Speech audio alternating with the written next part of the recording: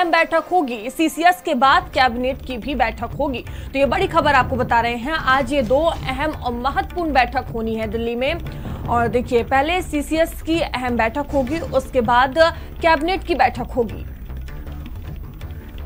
तो लगातार देखिए बैठकों का जो दौर है वो देखने को मिल रहा है। इसी बीच ये बड़ी जानकारी सामने आ रही है, जहां दिल्ली में आज ये दो बड़ी बैठकें होनी है, जहां पहले सीसीएस की अहम बैठक होगी और सीसीएस के बाद कैबिनेट की बैठक होगी।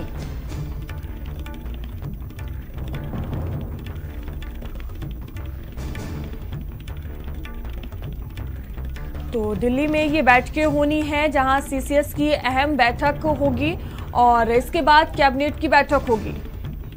और दीपक हमारे साथ जुड़ चुके हैं। दीपक, आज दो बड़ी बैठकें होनी है, पहले सीसीएस की बैठक होगी, फिर कैबिनेट की बैठक, क्या जानकारी?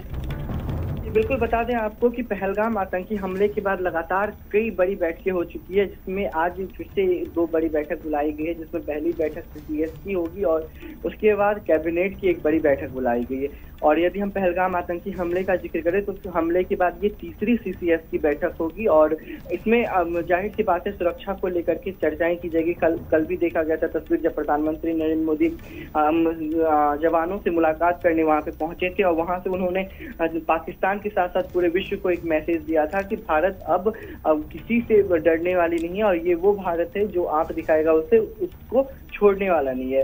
तो कहीं ना कहीं इन तमाम चीजों को लेकर के, खास करके यदि हम सुरक्षा की बात करें उसको लेकर के चर्चाएं की जाएगी। और जो बॉर्डर इलाके हैं, यदि हम बात करें जम्मू कश्मीर की, राजस्थान की, पंजाब की, इन तमाम जगहों पे क्या कुछ व्यवस्था है, क्या कुछ चीजें हैं, इसको लेकर के उसमें चर्चाएं की जाएगी। और साथ ही कैबिनेट की भी बड़ी बैठक बुलाई गई है, तो कैबिनेट में भी जाहिर सी बात है इन चीजों को लेकर के चर्चा की जाएगी, क्योंकि जिस तरह से लगातार देश भर में तिरंगा यात्रा का आयोजन किया गया है, बड़े बड़े मंत्रियों को, बड़े बड़े बीजेपी के लीडर्स को जिम्मेदारी दी गई है लोगों तक इस बात को पहुंचाने की, तो कहीं ना कहीं पे भी उस पर चर्चा की जाएगी कि किस तरह से पहलगाम आतंकी हमले से लेकर के ऑपरेशन सिंदूर तक और पाकिस्तान के जो नापाक इरादे थे उसको किस तरह से भारत ने मिट्टी में मिलाया है। इन तमाम चीजों को लेकर के वो जनता को किस तरह से जागरूक करते हैं या फिर किस तरह से उनको बताते हैं, इन तमाम मुद्दों को लेकर के आज चर्चा हो सकती है। साथ ही कैबिनेट के मंत्रियों को बड़ी जिम्मेदारी भी दी जा सकती है। जी, धन्यवाद दीपक आपका जानकारियों के लिए।